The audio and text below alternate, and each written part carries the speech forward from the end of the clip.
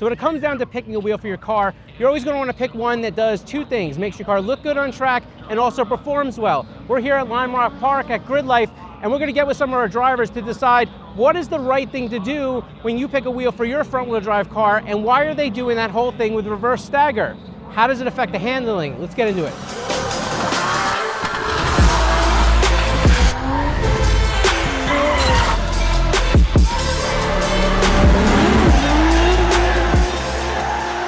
Hey guys, how are you? My name is Luke Paglione. I'm here at Lime Rock for Grid Life Circuit Legends. Let's talk about reverse stagger. So these are the Koenig Hypergrams. I run a reverse staggered setup, so it's a 17 by 10 in the front and a 17 by 8 in the rear.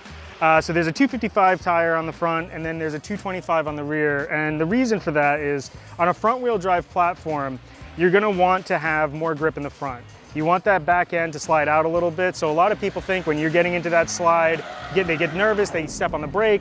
Your goal is to actually get that rotation and get the car moving, and then you're using the car's momentum and the power of the front wheel drive to pull you through that turn. So having that bigger wheel and that larger tire on there gives you that grip to do that, and you're pulling yourself through the turn. So essentially drifting, but using that front end to pull you. So we're running the 17 by 10. Like I said, with the 255 on the front, we do run a 20mm spacer on this to get the wheels set out a little bit more, just because the car was never meant to have this style wheel and tire setup on it. So it's pretty interesting. We currently run these, and Koenig is so wonderful that they even made a 17 by 10 4x100, which is mind-blowing because they don't exist out there in the market, and we're thankful for it. So us Honda guys have stolen it and used it for ourselves in the opposite way. So on a rear wheel drive car, you're gonna want a big wheel and tire in the rear and a smaller in the front for that same concept of you want that rotation, but you also want to get that grip to push you forward with the rear. So that's pretty much the reason why we run the reverse stagger.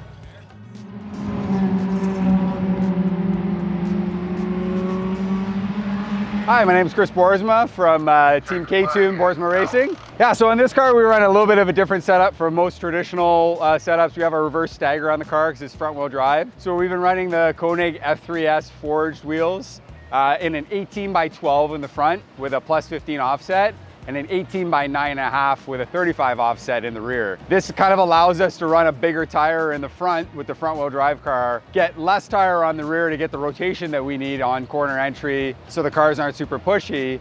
And who would have ever thought that you'd fit a 335 on a 1999 Honda Civic? The cars are naturally pushy being front wheel drive. We do a lot of work in the suspension to make the cars more neutral, but no matter what, your front wheels are doing your braking, your driving, and your turning. So you're gonna have a lot of corner entry understeer. So having that tinier tire in the rear, the narrower tire, just helps when I'm coming into a corner. As you're coming off throttle, you're getting the rotation so you can get the car down onto apex. Yeah, so it just lets you get back on throttle really easy, and then you can kind of, power out of the corner perfectly. What are these things? They're the new Koenig forged F3S wheels. Oh my Lord, those are amazing. Oh my Lanta, look at the dish on those.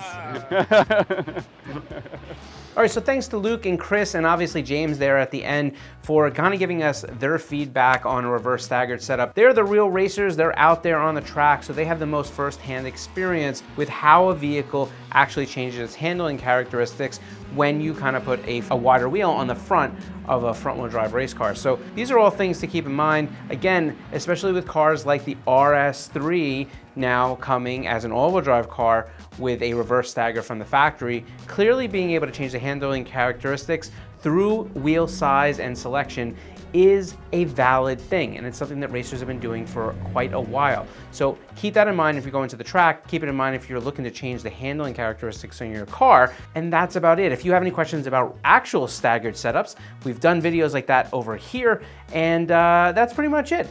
Thanks for hanging out with us, and we will catch you in the next one.